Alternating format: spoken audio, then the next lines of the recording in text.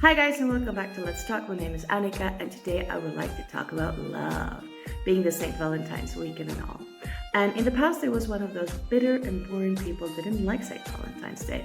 I classify it as like too commercial, it's not important, we should show love every day, we don't even know what the real story is. There's so many theories about who St. Valentine was, if he really existed, where he's buried, etc. And I was like, no, I don't care for St. Valentine's Day. But then I changed my mind because yeah, it's true. We should express love every day, but we don't. Why? Because life happens. There are a lot of things that we do every day, and many people focus on surviving, getting through the day, taking kids to their different activities, fighting to keep their jobs, fighting to stay alive.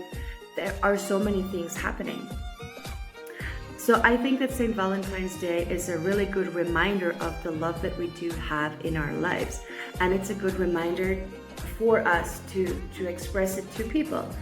In my case, I am pretty expressive. I am emotionally intelligent. I'm in touch with my feelings. It's easy for me to say to my friends, to my family, I love you. It's easy for me to write down a little note, and like putting it in their lunch boxes or sending a message or using emojis or stickers or whatever. And I'm also a person who likes physical touch. So when I see my friends and when I see my family, I hug them, I kiss them. For me, that is really easy.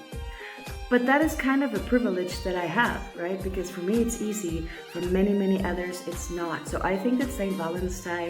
Valentine's Day is the day where we can touch base with our feelings. We can touch base with our loved ones.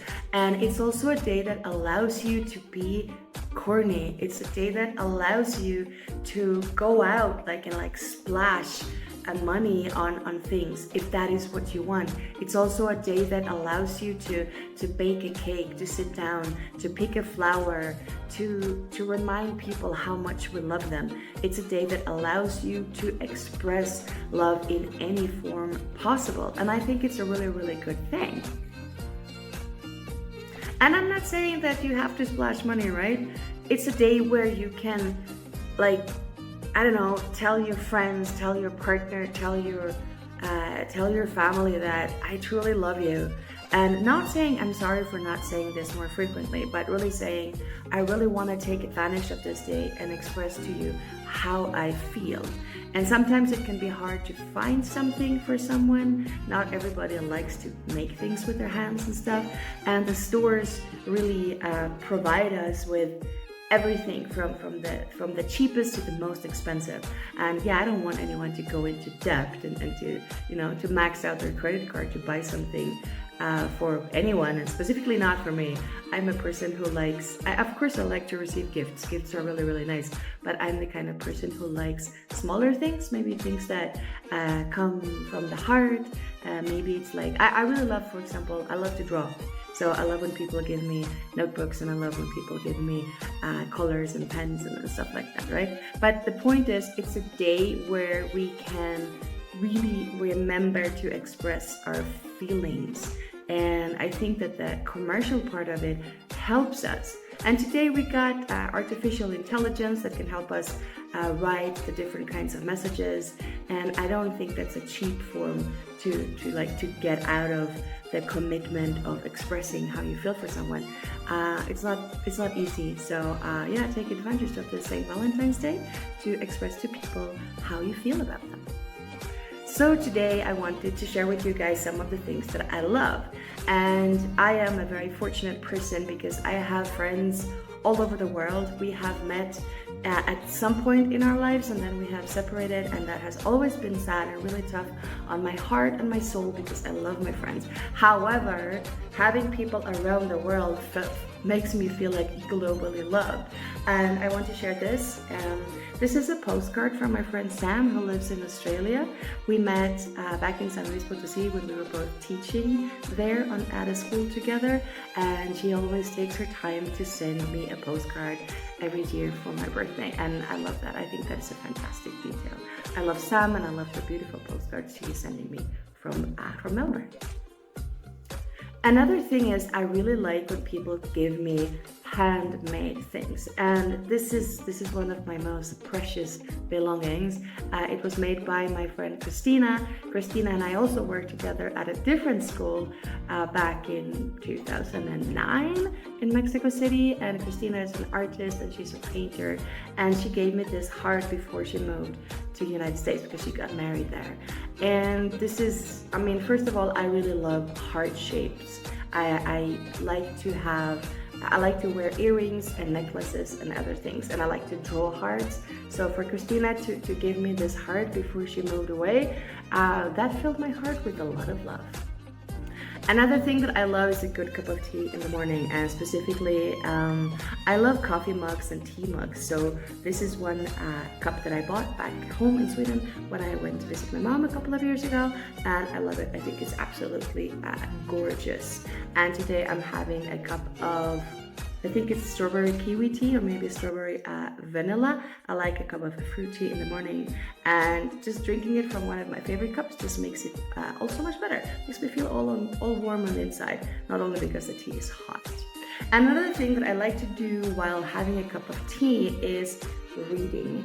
I love reading, and Sonia Åkesson is one of my favorite authors. She was an amazing poet. I grew up with her poetry, and she made me fall in love with poetry. And ever since then, I have wanted to become a poet, and I am very happy and proud to say that today I am. So reading Sonia Åkesson, having a cup of tea in the morning are things that connect me with my soul. It connects me with my inner self, and it allows me to express love for myself.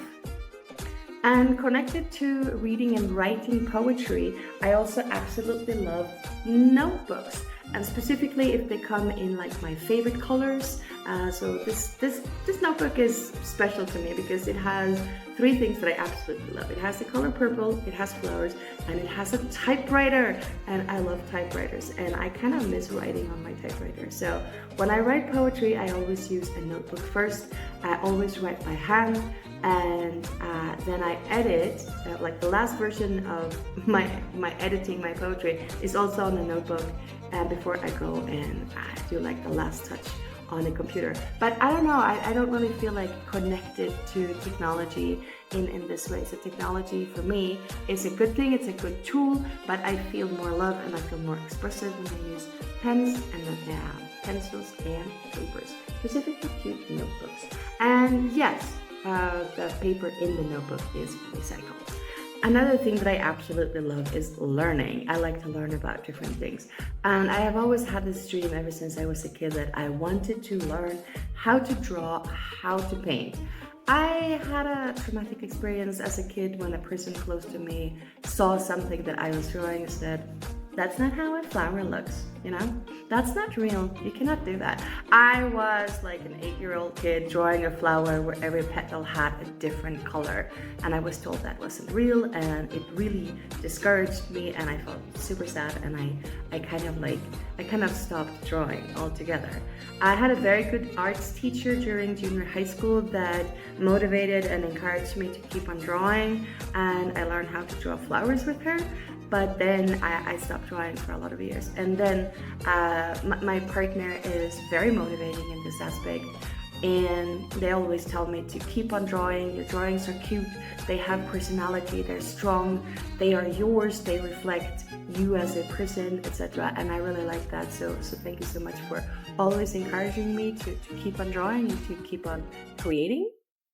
So I'm going to share some of my drawings with you guys today. Why? Because I love my drawings. They might be good, they might not be good, they might have flaws, they might have whatever, but I love them because they represent a process that I have been going through and that I'm still going through. So I'm going to show you some of my drawings. So bear with me in this little moment of selfish love for my drawings, if you will.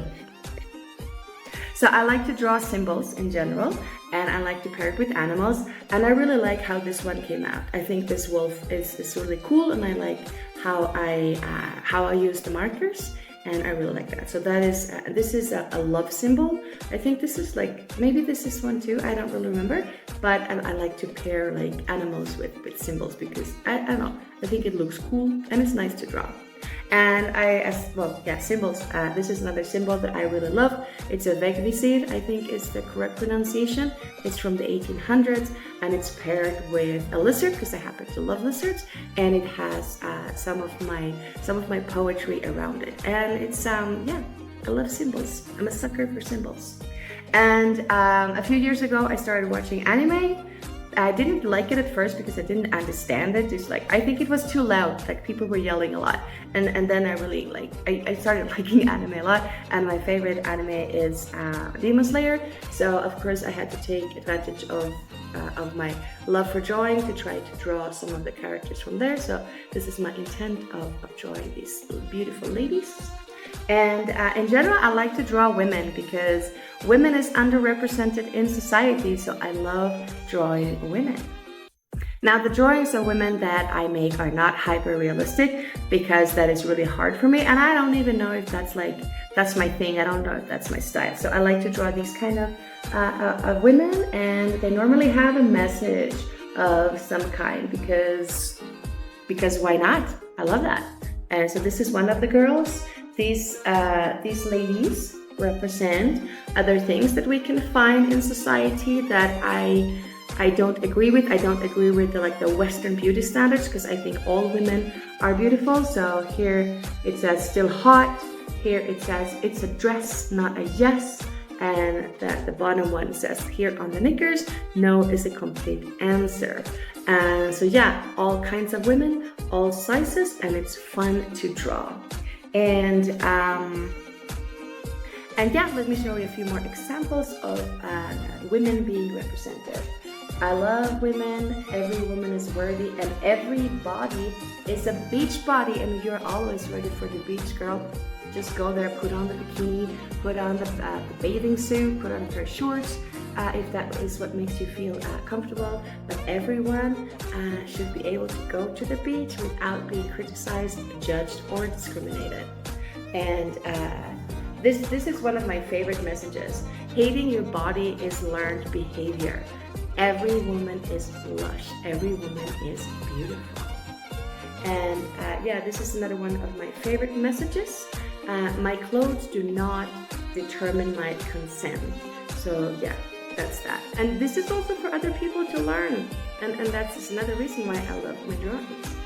And I said that I do not draw hyper realistically because it's really, really hard, and I don't know if it's my thing. But I like to play a little bit and see what I can do, and I like to learn. And for me, it's hard to accept my mistakes when I'm drawing. So drawing bodies is still hard. So there are a lot of mistakes going on, and so I made this because I wanted to try to make like a more naked body in a way, and yeah, so here are some of the drawings of ladies that I love. Another thing that I absolutely love is to be part of the LGBTQIA community. It's a wonderful community. We are children of the rainbow, we are children of love, and I think it's vital to recognize who we are since we are really young. For me, it was very, very difficult. I didn't understand who I was until I was like in my late 40s, and when I understood that, it just came it came as a beautiful surprise to me. And so I want to show this drawing that I made a few years ago. Kids know who we are. Kids know who they are on the inside, even when the outside doesn't reflect that. Listen to your kids, listen to your people, love your trans sisters, your trans brothers, your trans parents, because it's a group in society that is so much under attack and that is beyond awful. And with everything going on in the world today, we have seen that love wins. Love is for everyone to express in the way that they want to. So yeah, this is my drawing for the very beloved part of the LGBTQI family, that is the trans community. And continuing with the topic of things that I love playing American football. I started in 2017. It was really, really hard. I was a little bit like demotivated to continue, but in 2022, I found really good coaches and they encouraged me to go on, to believe in myself, and I do, and I just love the sport. I love watching it, both college and NFL, but most importantly, I love playing it. And today I play for a team that is called Rebels. We are here in Texcoco. This is our team jersey. And yeah, this is my number 55. I have used that for a couple of years. I can tell you guys about why in another time. So I love my football team.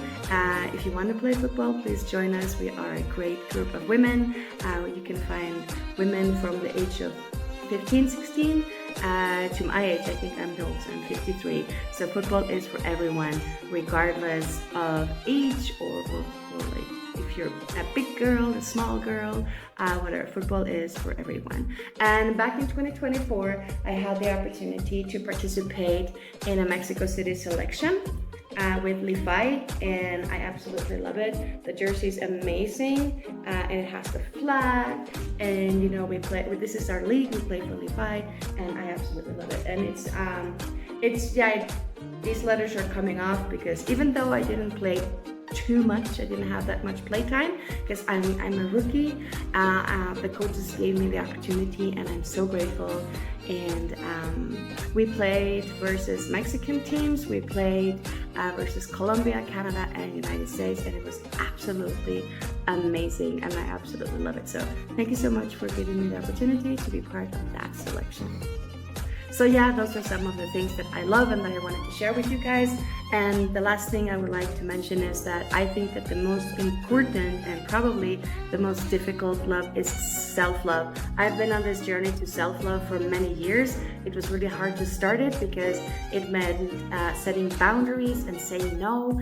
Things that I had previously been taught were completely unacceptable for me. So that was a hard thing to break free from, but it is possible. And every day I learn something new about myself and how I love myself and how I am worthy, and that I'm a person that is worthy of love, and it's a beautiful thing, really. I love that. I love my journey to self-love.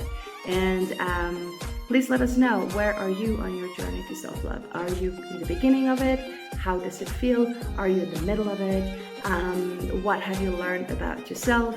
Has it been easy? Has it been hard? Let us know. Also, please share with us the things that you love, activities, food, drinks, people, and anything that you feel that fills you with love. We would be very happy to share that with you guys. So remember to follow us on our social medias, on TikTok, YouTube, Instagram, and Facebook, and like and subscribe for more content. See you soon!